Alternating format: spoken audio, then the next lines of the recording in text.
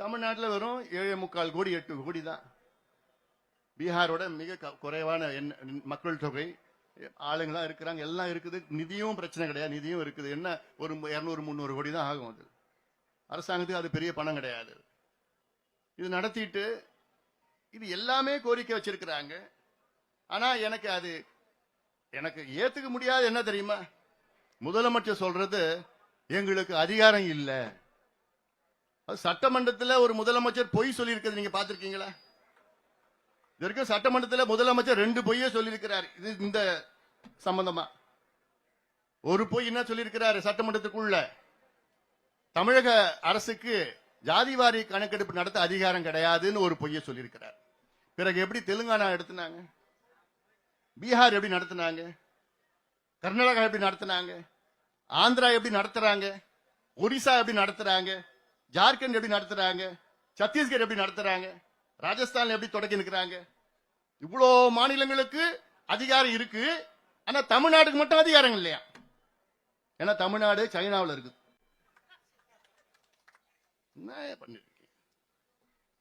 ரெண்டாவது போய் என்ன சொல்றாரு தெரியுமா? சமீபத்தில் நடந்த கூட்டத்தொடரில் போய் ஒன்னு சொல்றார். என்னன்னு, பீகார்ல ஜாதிவாரி கணக்கெடுப்பு நடத்தி அதை பீகாருடைய உயர்நீதிமன்றம் தடை செய்திருக்கிறது என்று ஒரு பொய்ய முதலமைச்சர் சட்டமன்றத்திற்குள் சொல்லியிருக்கின்றார். எவ்வளவு ஒரு மோசம் அது! இந்தியாவில் எந்த மாநிலத்திலும் எந்த நீதிமன்றமும் ஜாதிவாரி கணக்கெடுப்பை தடை செய்யல, பீகார் உட்பட. பீகார் உயர்நீதிமன்றம் பீகாரில் எடுத்த ஜாதிவாரி கணக்கெடுப்பை தடை செய்யல. ஜாதிவாரி கணக்கெடுப்பை வைத்து அங்கே இடஒதுக்கீடை உயர்த்திருக்கின்றார்கள். அதை தடை செய்திருக்கிறது, ஸ்டே கொடுத்திருக்கிறது. என்னன்னா அவங்களுடைய கணக்கு என்னன்னா, அதை சரியான முறையிலே நீங்கள் நியாயப்படுத்தலன்னு, வேற எதுவும் கிடையாது. ஆனால் ஜாதிவாரி கணக்கெடுப்பை தடை செய்யல. பீகாரில் ஜாதிவாரி கணக்கெடுப்பு நடத்தி அதில் நல திட்டங்கள் வழங்கியிருக்கின்றார் முதலமைச்சர் நிதிஷ்குமார் அவர்கள். அந்த திட்டத்தை யாரும் அங்கே நீதிமன்றம் தடை செய்யல. எவ்வளவோ திட்டங்கள் கொடுத்திருக்கிறாங்க, சோசியல் வெல்ஃபேர் ஸ்கீம்ஸ் கொடுத்திருக்கிறாங்க, எதையுமே தடை பண்ணல. உயர் நீதிமன்றமும் சரி, டெல்லியில் இருக்கிற உச்ச நீதிமன்றமும் தடை பண்ணல. தடை பண்ண முடியாது. ஏன்னா சட்டம் இருக்கு, சட்டம் இருக்கிறது. அந்த சட்டத்தின் கீழ் தான் சர்வே பண்றோம், சர்வே செய்யறோம், சர்வே பண்ணுங்க சொல்றோம். முதலமைச்சருக்கு தெரியுது சென்சஸ்னா என்ன, முதலமைச்சருக்கு நல்லா தெரியுது, சர்வேனா ரெண்டுமே தெரியுது.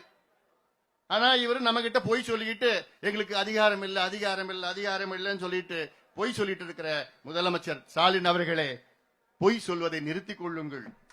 உங்களுக்கு எல்லா அதிகாரமும் இருக்கிறது. உங்கள் தந்தை கூட இப்படி சொன்னது கிடையாது. ஐயா அவர்கள் கலைஞரை 10 முறை பார்த்திருக்கிறார். கலைஞர் அவர்கள் நான் செய்யறேன் தான் சொன்னார் தவிர எங்களுக்கு அதிகாரம் இல்லைன்னு நான் சொல்லல. ஜெயலலிதா அம்மையாரும் சரி எங்களுக்கு அதிகாரம் இல்லைன்னு நான் சொல்லல. எடப்பாடி பழனிசாமி அவர்களும் சரி எங்களுக்கு அதிகாரம் இல்லைன்னு நான் சொல்லல. எம்ஜிஆர் அவர்களை சந்தித்த போது எங்களுக்கு அதிகாரம் இல்லைன்னு நான் சொல்லல. நாங்க செய்கிறோம் தான் சொன்னாங்க தவிர எங்களுக்கு அதிகாரம் இல்லைன்னு எந்த முதலமைச்சரும் சொல்லல.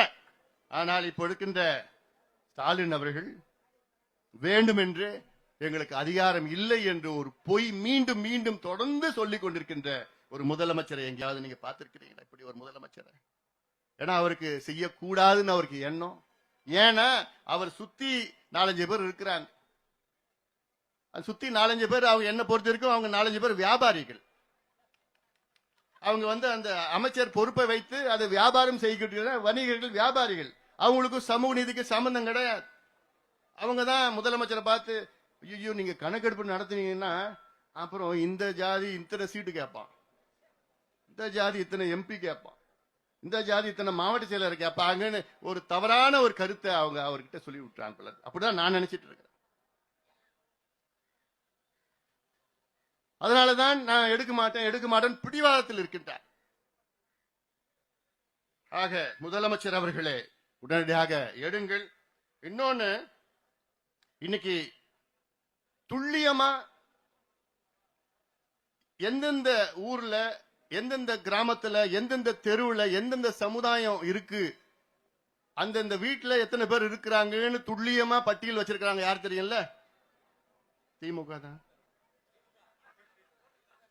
தேர்தல் நேரத்தில் வச்சிருக்காங்கல்ல, தெரியல உங்களுக்கு? எலெக்ஷன் வந்தா போதும் பட்டியல் எடுத்துருவாங்க. அந்த பட்டியல்ல இந்த தொகுதியில, இந்த ஒன்றியத்துல, இந்த கிராமத்துல, இந்த தெருவுல, இந்த வீட்டுல, இந்த ஜாதிக்கு எத்தனை ஓட்டு, இந்த கட்சிக்கா, அந்த கட்சிக்கா, அந்த பக்கத்து வீடு எத்தனை ஓட்டு, எல்லாமே நீங்க வச்சிருக்கிறீங்களே. அதெல்லாம் எடுக்க முடியுது உங்களுக்கு ஓட்டுக்கு காசு கொடுக்கறதுக்கு. ஆனா சமூக நீதி படிப்புக்கும் வேலைக்கும் நாங்க கேட்டுட்டு இருக்கிறோம், இவ்வளவு காலமா கேட்டுட்டு இருக்கிறோம். அதுக்கு உங்களால கொடுக்க முடியல. எங்களோட நோக்கம் என்ன? நாங்க பின்தங்கி இருக்கின்றோம், பாதாளத்தில் இருக்கின்றோம், சமூகத்தில் அடக்கப்பட்டு, ஒடுக்கப்பட்டு, வஞ்சிக்கப்பட்டு, தாழ்த்தப்பட்டு இருக்கின்றோம். நாங்களும் முன்னேற வேண்டும், நாங்களும் முன்னேற வேண்டும். இதான் எங்களோட நோக்கம். எங்களை நீங்க எல்லாம் ஓட்டுக்கு வச்சிருக்கீங்களே, வாக்கு வங்கிகளா வச்சிருக்கிறீங்களே. நம்முடைய ஜெகன்மூர்த்தி சொன்னார் பார், நாங்க என்னையா கேட்டோம்? பிள்ளைங்களுக்கு நல்ல முன்னேற்றம் வேண்டும், பிள்ளைங்களுக்கு படிப்பு வேணும், வேலை வாய்ப்பு வேண்டும், சுயமரியாதையுடன் வாழ வேண்டும். தான் எங்கள் ஐயாவுடைய அடிப்படை கொள்கை. எங்களுடைய கொள்கை வழிகாட்டிகள் அண்ணல் அம்பேத்கர், தந்தை பெரியார், கால் மார்க்ஸ் அவர்கள், புரட்சியாளர் கால் மார்க்ஸ் அவர்கள். அதன்படிதான் நாங்கள் எங்களை வழிநடத்தி கொண்டிருக்கின்றார் மருத்துவர் ஐயா அவர்கள். எங்கேயாவது இங்க பிரச்சனை வந்து, சின்ன பிரச்சனை வந்துன்னா உடனே எனக்கு போன் பண்ணுவார். அண்ணா என்ன இது மாதிரி இருக்கு, இல்ல அங்கிட்ட வந்து நான் அவருக்கு போன் பண்ணுவேன், எங்க பாருங்க அங்க கொஞ்சம் ஏதோ பிரச்சனைங்க, கொஞ்சம் அது பெருசாக்கமா பாத்துங்க. அது உணர்வுபூர்வமா, ரெண்டு பேரும் உணர்வுபூர்வமா இந்த கருத்து எங்கள் மனதிற்குள் இருக்கிறது. காரணம் என்ன? அந்த ரெண்டு பேரும் அடிச்சுக்கிட்டு அங்க பிரச்சனை வந்து, இது கலவரம், காலத்துல மாதிரி பிரச்சனை எல்லாம் வேண்டாம், வேண்டாயா, போதையா. இதை தூண்டு விடுவது யாரு? திமுக. அது நெருப்பை போட்டு கொளுத்தி விட்டுட்டு அதுல எண்ணெயை ஊத்துவான், தினம் ஊத்திட்டு இருப்பான். எல்லாம் ஒன்னா சேர்ந்துட்டுன்னா அவங்களுக்கு வேலை கிடையாது, வேற எங்கேயாவது பார்த்துட்டு வேலையை பார்த்துட்டு போகணும். அதனால்தான் இவ்வளவு சூழ்ச்சிகள், இவ்வளவு பிரச்சனைகள். சின்ன பிரச்சனை உடனே பெருசாக்கி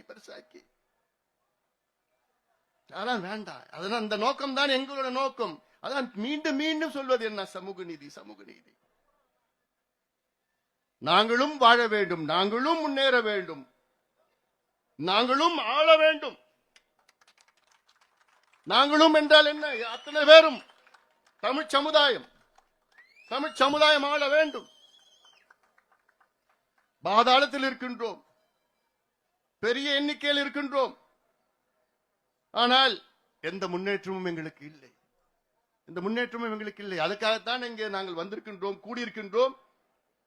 இதையாவது செய்ய வேண்டும். 69 விழுக்காட்டு இடஒதுக்கீட்டை பாதுகாக்க வேண்டும். தமிழ்நாட்டில் 100 விழுக்காடு இடஒதுக்கீடு. அந்த சமுதாயத்துடைய எண்ணிக்கை ஒரு பக்கம், அந்த சமுதாயத்துடைய கல்வி சமூக பின்தங்கிய நிலை ஒரு பக்கம். இதை வைத்து அனைவருக்கும் சமூக நீதி வழங்க வேண்டும், அனைவருக்கும் இடஒதுக்கீடு வழங்க வேண்டும் என்ற நோக்கத்திலேதான் இந்த சமூக நீதி கூட்டமைப்பை மருத்துவர் ஐயா அவர்கள் உருவாக்கி இருக்கின்றார்கள். ஐயாவுடைய கனவு தமிழ் சமுதாயம் தமிழ்நாட்டில் முன்னேற வேண்டும், தமிழ் சமுதாயம் தமிழ்நாட்டில் ஆள வேண்டும். அப்படி ஆண்டால்தான் உண்மையான சமூக நீதி. ஏன்னா எங்களுக்குள்ள மனசுக்குள்ள ரத்தத்துக்குள்ள ஊறி இருக்கு சமூக நீதி. சும்மா வெறும் நாக்களை மட்டும் தான் நாங்க பேசல, மத்த திமுக போன்று வெறும் நாக்களை பேசவில்லை. எங்களுக்கு ரத்தத்துல ஊறி இருக்கு சமூக நீதி. எல்லாருக்கும் சமம், சமமான நீதி, எல்லாருக்கும் முன்னேற்றம் வேண்டும் என்ற நோக்கத்திலேதான் இந்த கூட்டமைப்பை உருவாக்கி இது ஒரு அடையாள ஆர்ப்பாட்டத்தை இங்கு நடத்தி கொண்டிருக்கின்றோம். இந்த அடையாள ஆர்ப்பாட்டத்திற்கு இங்கே வருகை தந்திருக்கின்ற என்னுடைய அத்துணை தமிழ் சமுதாய தலைவர்கள், என்னுடைய அத்துணை பேரும் என்னோட நண்பர்கள் தான். இங்கே வருகை தந்திருக்க அத்தனை பேருக்கும் என்னுடைய நன்றி கலந்த வாழ்த்துக்கள், பாராட்டுகளை நான் தெரிவித்துக் கொள்கின்றேன். ஏன்னா இது அரசியலுக்காக நாங்க செய்யல. ஏன்னா சில பேர் இது ஓஹோ இது வருமா கூட்டணி அப்படி இப்படியான எங்களுக்கு ஒருமித்த கருத்து இந்த சமூக நீதி. பிற்காலத்தில் எப்படி வருவோம்னு அது தெரியாது. இன்னைக்கு நாங்க இந்த பிளாட்ஃபார்ம்ல அடித்தளத்தில் சமூக நீதி வேண்டும், எங்களுக்கு இடஒதுக்கீடு வேண்டும், எங்களுக்கு கணக்கெடுப்பு நடத்த வேண்டும், உடனடியாக நடத்துங்கள், உடனடியாக அறிவியுங்கள், இந்த பட்ஜெட் கூட்டத்தொடரிலே தமிழக அரசு அறிவிக்க வேண்டும் என வலியுறுத்தி இந்த ஆர்ப்பாட்டத்தை நாங்கள் நடத்தி கொண்டிருக்கின்றோம். இங்கே வருகை தந்திருக்கிற அத்துணை என்னுடைய உயிரிழமையான தமிழ் சொந்தக்காரர்களுக்கு என்னுடைய நன்றியை தெரிவிக்கின்றேன்.